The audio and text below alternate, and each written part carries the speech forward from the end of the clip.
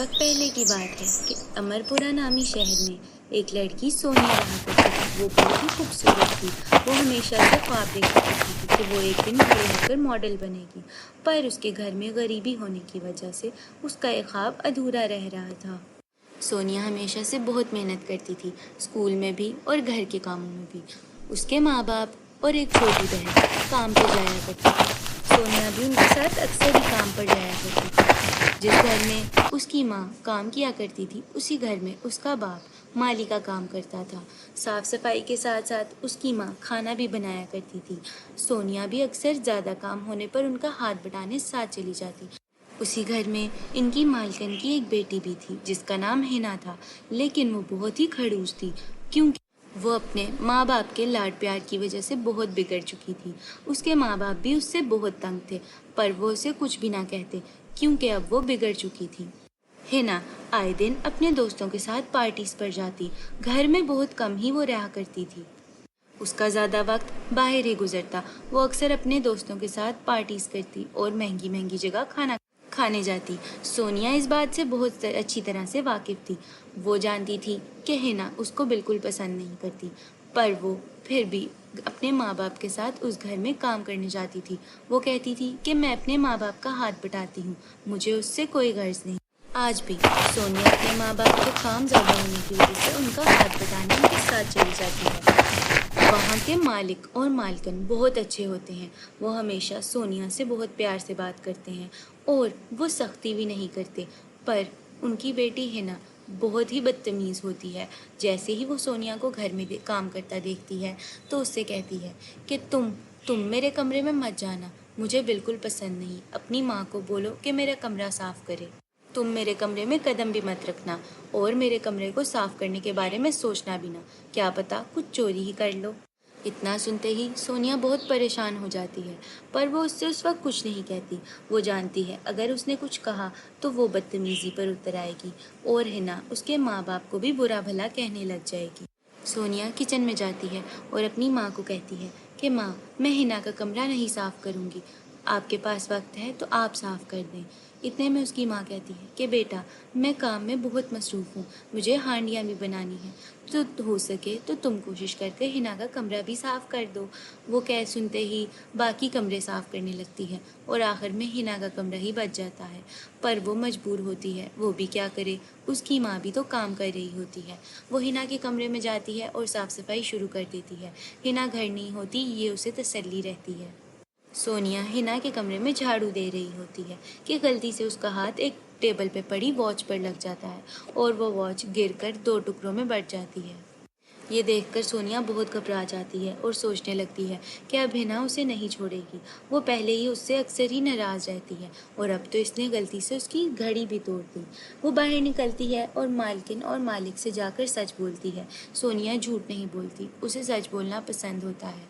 वो कहती है कि मेरे से गलती से घड़ी टूट गई है तो मैं उसके लिए माफ़ी चाहती हूँ, पर मैं हिना को क्या कहूँगी, वो तो मुझ पर बहुत गुस्सा होगी। ये क्या कह रही हो तुम? मैं उसको समझाऊंगी, वो ऐसा कुछ भी नहीं करेगी, और अगर ऐसा किया भी तो मैं उसको नई घड़ी ले दूंगी, तुम परेशान मत हो। मालकिन जैसे ही सोनिया की परेशानी सुनती है तो उसे तसल्ली देने लगती है। मालकिन और मालिक हमेशा से बहुत अच्छे होते हैं, वो कभी उस पर गुस्सा नहीं करते। वो जानते हैं कि ये लोग बहुत ईमानदार हैं। अब हिना घर आती है और आते ही अपने कमरे में जाती है। उसका मूड बहुत अच्छा होता है क्योंकि वो अपनी सहेलियों के साथ फिर कर आती है। वो कमरे में जाती है और देखती है कि सामने उसकी वॉच टूटी पड़ी है।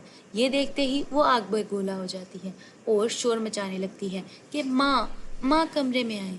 ये क्या हुआ, ये किसने तोड़ी? ये ज़रूर उस सोनिया ने तोड़ी होगी। वो बाहर आती है और शोर मचाती है। इतने में मालकिन आ जाती है और कहती है, अरे हिना, क्या हो गया, क्यों इतना भड़क रही हो? माँ देखिए, मेरी घड़ी किसने तोड़ी है? मुझे नहीं पता, मुझे अभी के अभी वापस चाहिए। अरे कोई बात नहीं, मैं तुम्हें नई घड़ी ले दूंगी, तुम फिक्र ना करो, ये गलती से सोनिया से टूट गई है। क्या उस लड़की से टूटी है? वो है ही ऐसी, उसे मैंने बोला भी था कि मेरी गैर मौजूदगी में मेरे कमरे में ना आए, वो फिर भी आई। देखें उसने क्या किया। मैं नहीं जानती, मुझे अभी के अभी मेरी वॉच वापस चाहिए। ये कहते ही वो पैर रगड़ते अपने कमरे में वापस जाती है और सोचती है कि इसका हिसाब तो सोनिया को देना होगा। वो वहाँ से निकलती है और किचन की तरफ आती है।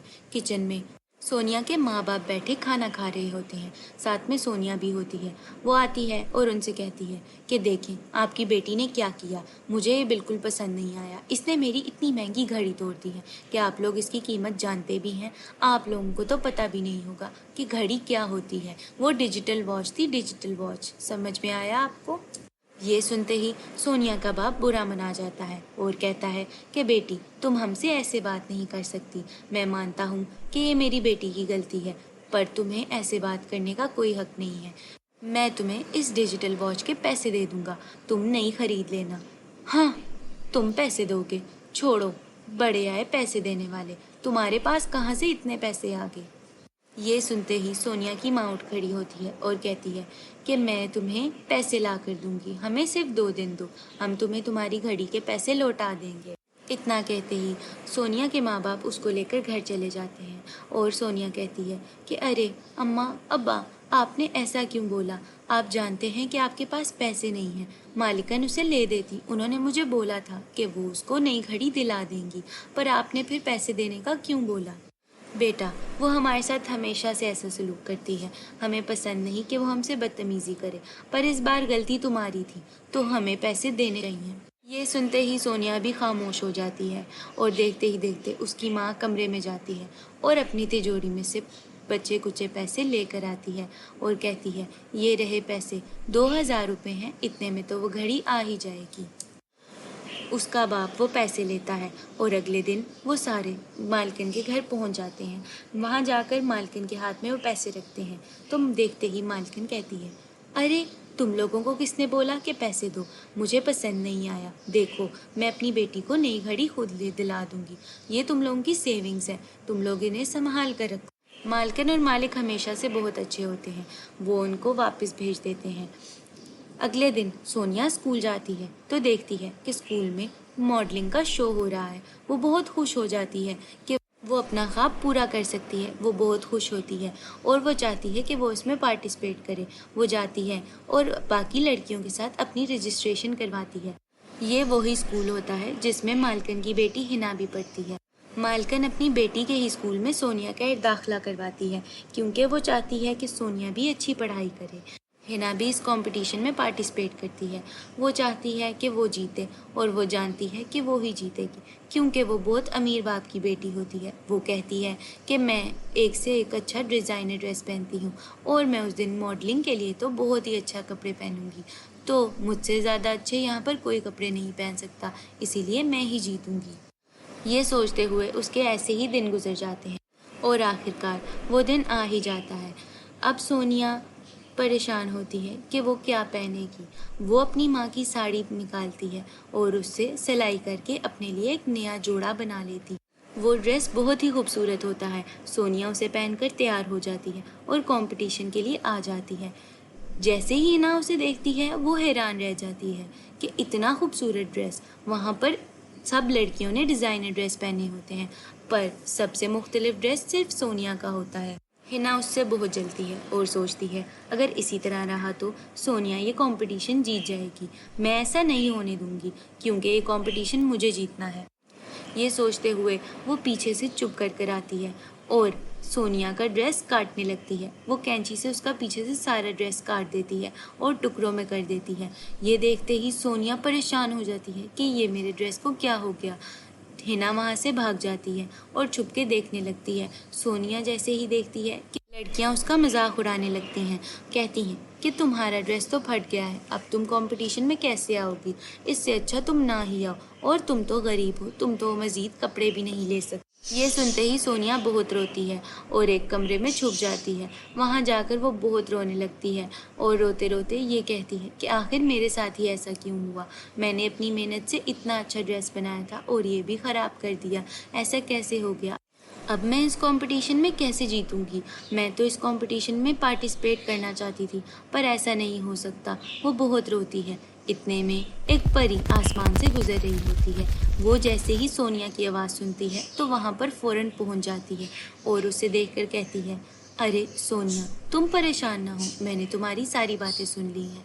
मैं समझ गई हूँ कि तुम्हारा ड्रेस खराब हो गया है, पर तुम फिक्र मत करो, मैं अभी तुम्हारा ड्रेस ठीक कर दूंगी। ये कहते ही परी अपनी छड़ी घुमाती है और देखते ही देखते सोनिया का ड्रेस एक खूबसूरत से ड्रेस में बदल जाता है। वो ये देखते ही इतना खुश होती है और कहती है, अरे परी रानी, आपका बहुत शुक्रिया, आपने मेरी इतनी मदद की।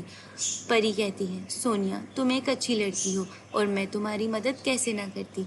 अच्छों के साथ हमेशा अच्छा ही होता है। अब सोनिया बाहर आती है।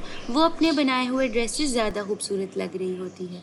वो बाहर आती है तो सब लड़कियां उसे देख के हैरान रह जाती हैं कि एकदम अचानक इतनी जल्दी सोनिया ने एक और ड्रेस कैसे बना लिया।